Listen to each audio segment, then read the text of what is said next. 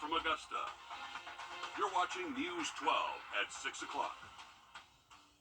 It is shaping up to be a wet and windy Friday night with much colder air after that. But what about our chances for anything severe? Here's First Alert Chief Meteorologist Riley Hale. That is the good news, guys. Right now, we have not 20s to wake up to early tomorrow. Have a full forecast for you in just about 10 minutes. Thanks a lot, Riley. And tonight, we're getting another look at that EF2 tornado moments before it touched down in Bamberg.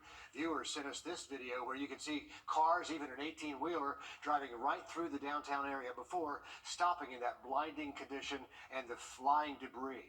So the town is not out of the woods yet as windy and wet weather threatens all those already damaged buildings. It's only been a few days since that EF2 tornado touched down, causing a lot of destruction here. The South Carolina Emergency Management Division says 20 to 30 businesses were impacted, 10 destroyed, 20 homes also impacted, and the historic Old City Hall, that's a total loss as well. The courthouse and current City Hall, they're damaged. Homeowners and small businesses in Bamberg are hunkering down, waiting for this second round of storms to move through, hoping for the best. We have Sydney Hood standing by live there with the latest. Sydney, what can you tell us? Everyone has moved inside as it's gotten dark, as it's starting to drizzle out here, as that wind is starting to pick up. But earlier today, they were out in their yards picking up some of that debris and getting ready for what's to come later this evening. How y'all doing? Good afternoon. There's a lot to clean up in Ellen and Abinet's yard, but she has even more to be thankful for. It had to be God to save me, to save my life. Never mind the materialistic part of it, that God see fit to make me be safe until it was over.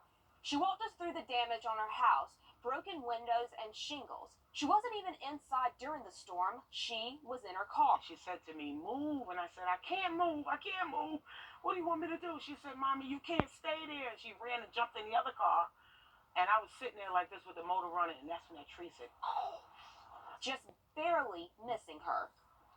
I could not have been here, so it had to be the grace of God. And again, I'm very thankful to be alive. She and so many others are holding each other close these days. The 20 years I've been here, this is the closest Bamberg County has really reached out to each other. And they've all stuck together to move on. I see things in a whole different light now behind this. Thankful is definitely the key word here in Bamberg, but right now, again, they are holding each other close right now, and they haven't gotten through all of this alone. A lot of outside agencies have come in to help them and to help them move past this. And we know it is going to be a long road to clean up. They suffered significant damage, but glad to see that town come together. Great news for North Augusta, new jobs for the area and new treatment options for cancer patients. The Augusta Oncology Center is moving into the old Medac building, thanks to a new development from the Beacon Bluff project.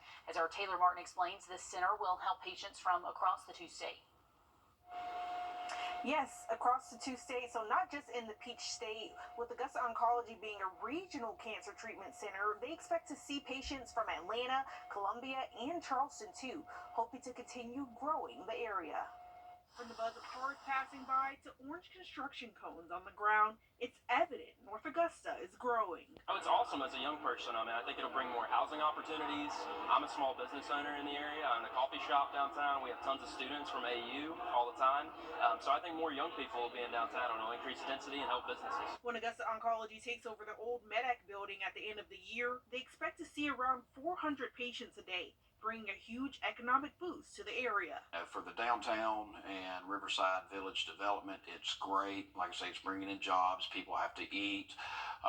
It probably will help with the hotel too. Today, leaders like State Rep Bill Hickson and South Carolina Lieutenant Governor Pamela Yvette came to the River region to celebrate the $20 million investment into the old building, all funded by Palmetto Peach Development with no use of city or taxpayer dollars. I don't think people come along every day and want to invest $20 million in a community, so I really hope that our city and our business community takes advantage of all this investment. The plan is to begin construction next month on February 5th. Now, both Beacon Bluff and Augusta Oncology will bring more than 200 jobs to the area. And if you're in the healthcare field, Augusta Oncology says they're already hiring, even though they're only going to open at the end of this year. Okay, exciting updates for North Augusta and that space that's been open for a few years now. Taylor, thank you. New charges for the ex-boyfriend accused of kidnapping and murdering Jamila Smith. The Aiken County Sheriff's Office says 34-year-old Daniel Harmon is facing 1 count of trafficking cocaine and 1 count of trafficking fentanyl. Back in December, Harmon was arrested for second-degree domestic violence and charged with kidnapping. His charges were upgraded to murder just before Christmas. Meanwhile, investigators have yet to find any trace of Jamila Smith. Tonight, staff and students at Saluda High School are mourning the death of their band director and girls soccer coach, Jennifer Wingett, killed last night by a drunk driver in Irmo. 31-year-old Chelsea Pittman is facing felony DUI charges. And according to the arrest report, this is not the first time Pittman has been arrested for DUI. She was driving on a revoked license. Our sister station shared this video with us showing the response to the crash in Irmo. Wingett was heading westbound when deputies say Pittman hit her from behind. She was taken to the hospital where she died. Since news broke of her passing, comments and prayers have flooded the school's Facebook page. In a quote, they say Wingett's contributions to our school and community were invaluable. An attempted robbery in Columbia County this morning ends in a crash there at Lewiston Road. Deputies say a victim was trying to drive away from a man who allegedly tried to rob him at gunpoint at the Grovetown Walmart. They caught up with that suspect at a nearby Food Lion, but the suspect ran away. That started a chase down Lewiston Road until deputies say the suspect ran into another car at the intersection there in front of the Longhorn. They arrested the suspect, 23-year-old Brendan Daniels, after a brief search. The gun, deputies say, was used in the incident, was later recovered by a canine officer at that nearby Food Lion store. Meanwhile, one family in Augusta is desperate to find their loved one. Devon Parrish has disappeared without a trace on the 8th. Today, they walked the area where he was last seen. Hallie Turner spoke with him.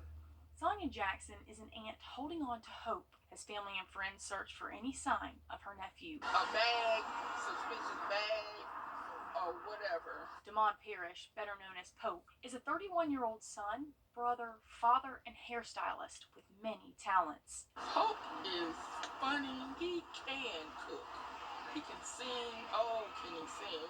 Oh, he does hair. He gives the best shampoos. If he's not with his family, Sonia says he's communicating through social media. But as of January 9th, she says there's been nothing but silence. When I text him Tuesday night before I went to bed, if I don't get a text, if I don't wake up like 1 o'clock in the morning, pick up my phone, and he's responding, then I'll get a text the next day. But I didn't get that text.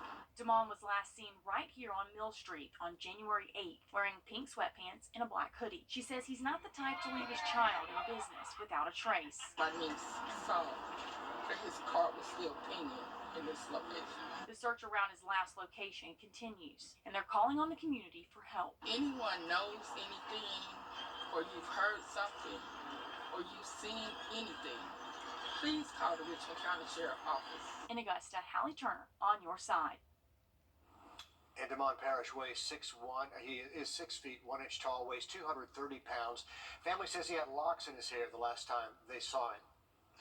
Sudden school closings like the ones we've seen this week can be tough on parents trying to juggle inflexible work schedules or unexpected budget hits for childcare and extra meals. We'll show you how a local nonprofit is finding solutions. And we are keeping an eye on a few thunderstorms across the area that will be pushing through over the next couple of hours. I have an update for you just after the break. Time and you could see a lot of like your cars are out there actually hydroplaning. I can do like Hey, Dad. Mom home? she's on her way, bud.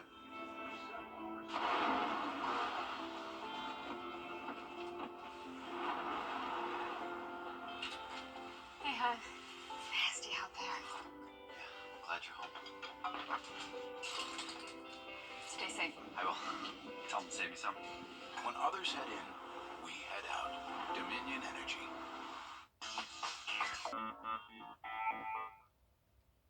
Taking a live look over exit 190 in Grovetown, you can see that rain on the lens, so be very careful out there as you're driving. And heads up, the start date for the Lewiston Road and I-20 interchange closure as they work to make that diverging diamond, that has been pushed back because of expected weather conditions.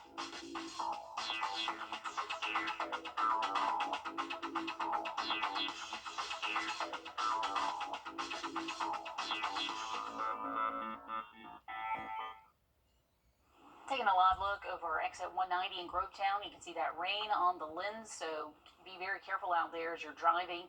And a heads up, the start date for the Lewiston Road and I-20 interchange closure as they work to make that diverging diamond, that has been pushed back because of expected weather conditions. The new start date is January 25th through the 29th, and we'll definitely remind you about that closer to the date. Big traffic changes coming there, Riley. Absolutely, that is going to cause a few. Until we get to next Tuesday, behind that system, we are going to see an Arctic blast of cold air. Low temps all the way down near 20 degrees early Wednesday and Thursday next week. That is some winter weather. Riley, thank you. When schools have to close or release kids early for severe weather or any reason at all, that puts a strain on families. In more ways than you might think. It can be difficult, of course, to juggle work, but a lot of families also depend on those school meals. And when they suddenly disappear, children can go hungry.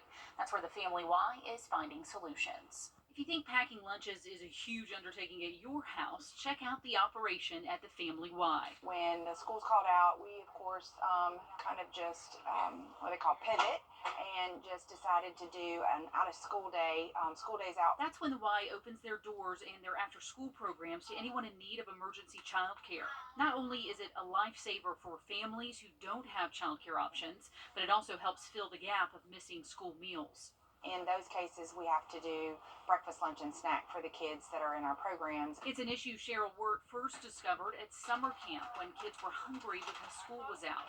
And Cheryl's Kitchen, as they lovingly call it, named for its brainchild, was born. I mean, that's what the Y is all about. We're about community and how can we serve. Cheryl's Kitchen has grown and evolved depending on the need.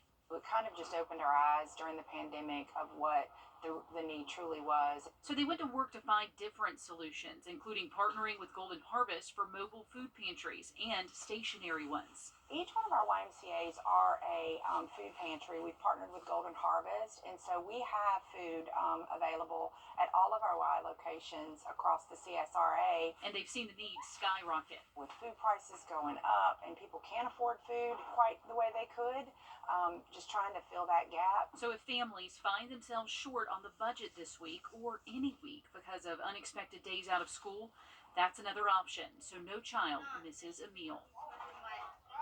A wonderful resource because sometimes it's hard to get all the way to the food pantry like Golden Harvest. So if you need food, you can stop by any Family Y branch location from 11 to 7 during the week for that food pickup Monday to Friday. That is a huge help for a lot of families. It really is, yeah. And they'll get it to you if you can't get there. So just give them a call. Some hard work by those volunteers. Seismic changes coming for that football team in Tuscaloosa, Alabama. Next in sports, Dan tells us all about who Bama's bringing in to be the new head coach. And these sweet potatoes won't be getting used in a pie. We take you to Hapsaba to show you how one farmer is expanding his family. In the association, the Atlanta 557-1020 for a free brochure. On your sideline, sports brought to you by the Hawk Law Group. Between Bill Belichick, Pete Carroll, and Nick Saban, there have been some major head coaching changes over the past 48 hours. And to keep the chaos going, former Washington head coach Kalen DeBoer has agreed to become Alabama's new head coach. This season alone, DeBoer led the Washington Huskies to the national championship, won the Pac-12 championship, and was named the AP Coach of the Year. He has an overall head coaching record of 104 wins to just 12 losses. DeBoer also won 3 NAIA national championships during his time as head coach at Sioux Falls University. And as we know, filling Nick Saban's shoes anywhere, let alone in Tuscaloosa, will be easier said than done, but it certainly looks like the Tide might have gotten their guy. Now, back on the home front, Greenbrier is hosting the Girls Area 1 Wrestling Dual Championships tonight. The Wolfpack have a chance to win their second straight region championship. I'll be breaking all of that down tonight at 11. Late in the first half of AU's basketball game against Clayton State on Wednesday, head coach Dip Mitras received back-to-back technical fouls while arguing a call with the refs and was then ejected from the game. This means Dip won't be able to coach the Jaguars' next game, which happens to be a big conference game tomorrow afternoon on their home floor against USC Aiken. In the association, the Atlanta Hawks are making their return to our sister station, the CW. The first of their 10 games on the CW this season is tonight when they take on the Indiana Pacers. The opening tip is scheduled for 7:30 inside State Farm Arena. All right, thanks, Dan. If you're a human being, I'm betting you are, your family might include other human beings along with maybe a dog or a cat. But Will Volk introduces us to a farmer in Hephzibah who has a family of sweet potatoes. This is a loving family, and these are my children. Joseph Doyle loves each and every one of his kids. He has portraits of all of them, and he says they're all special. She got her 2 kids, and she makes sure they're not going to run out in the road. This is Luli, Dooley, and Pooley. This is a swan here. He's the one that's in charge of everything. That is Benny. This picture from the summer shows Benny watching over the field as new sweet potato children grow. Doyle says the potatoes like to joke around. Benny told him, well, I'm doing pretty good. And the other tater told Benny, Benny, you might be doing good, but you're not pretty. We all start laughing about it. When harvest time comes, Doyle gets excited for a chance to grow his family. Last month, he discovered his biggest sweet potato child yet. 9 1/4 pounder. Doyle knows not everyone has a family like this. He says he's blessed. There's something special to me, just to have the good Lord giving me all this, and no one never seen this before. In Hephzibah, Will Volk, on your side. That is a proud papa right there. It is really hard to make me speechless, but Here we are. Bill wants to keep growing his family. He hopes to have a 10-pounder next. We'll careful, do not advise. 10 out of 10 women do not advise. But to grow them, he uses a special type of fertilizer. He does not use machinery. Of course not. They're his babies. Can't wait to see what comes next from that farm in Hephzibah. Okay, is volunteering on your New Year's resolution list, or are you looking to maybe find a program that you're passionate about? In this week's one-on-one, I sit down with Monty Mainers, who spends her time volunteering for child enrichment. When we think about children in foster care, there's a lot of them. We have 16,000 children here in the state of Georgia in foster care, and a lot of these children are, neglected, sexually, verbally, physically abused, and it's a wonderful opportunity for us as citizens and people looking to make a change and do something different to make a change for those children. It's really important work, and they're always looking for volunteers. You can watch that full interview this Sunday, 6 a.m., 7 a.m., right here on News 12. Then online after that on the website, just click the one-on-one tab. And remember, if you're heading out this evening, grab the umbrella. We're going to continue the chance for rain up until about 9 p.m. this evening. Now look at the forecast just after a quick break.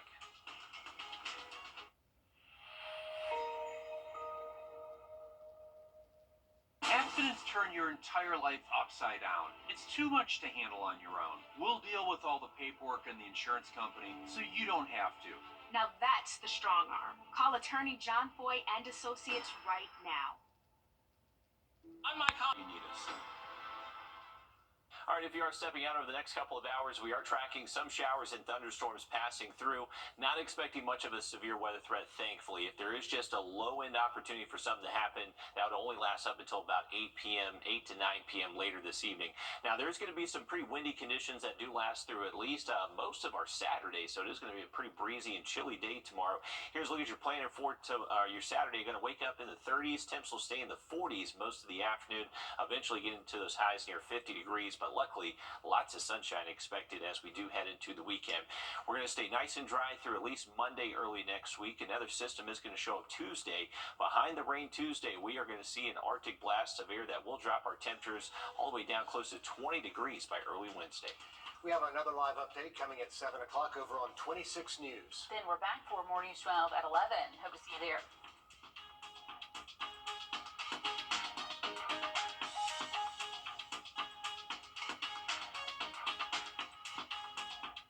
At the CBS Evening News, we focus on solutions, finding solutions to help people understand what are the right choices to make for you and your family. An important